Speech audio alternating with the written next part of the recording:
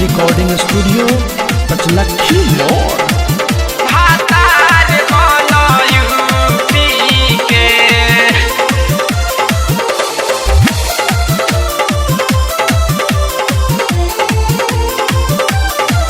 जदि जिए के बाद तोहरा दारू पी के भातार बन यूपी के। जदि जिए के बाद तोहरा दारू पी के भातार बन यूपी के। भातार बन यूपी के है, भातार बन यूपी के। अब बिहार में तो दारू नहीं बिके, दामाद बन यूपी के। जदि जिए के बाद तोहरा दारू पी के भातार बन यूपी के।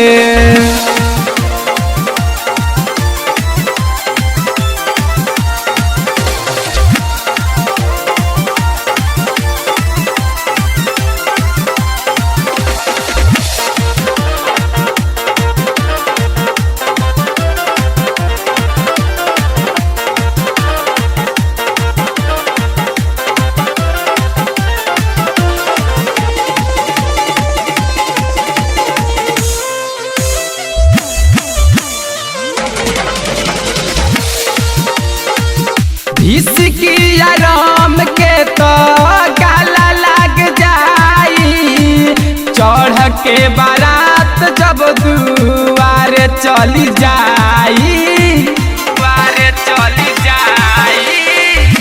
इसकी आराम के तो गाला लग जाई, चढ़ के बारात जब दुआरे चली जाई। हम बताओ तानी तरीका हो ठीक भातार बन यूपी के।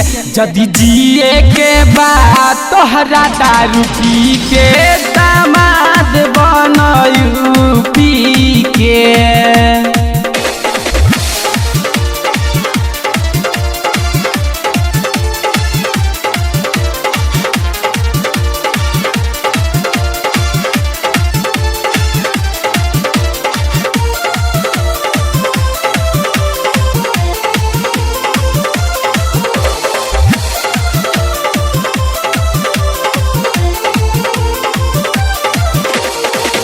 पके देख शादी तोहरो जिंदगी जाई बदल हो।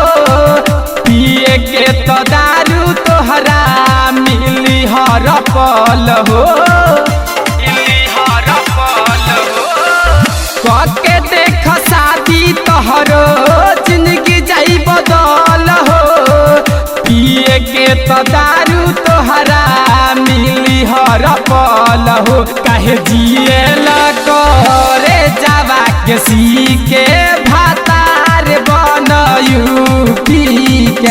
जदि जिए के बाद तोहरा दारू पी के दामाद बन यूपी के।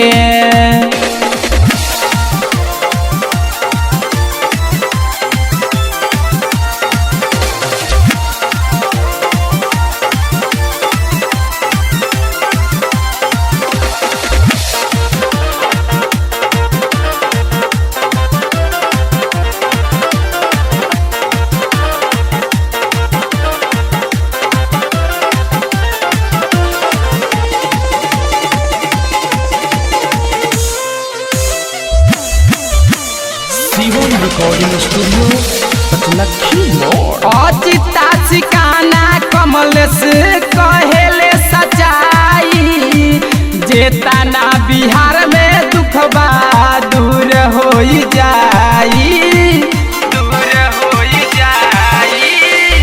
अजिता सिकाना कमलेश कहेले सच्चाई, जेतना बिहार में दुखबा दूर हो जाई।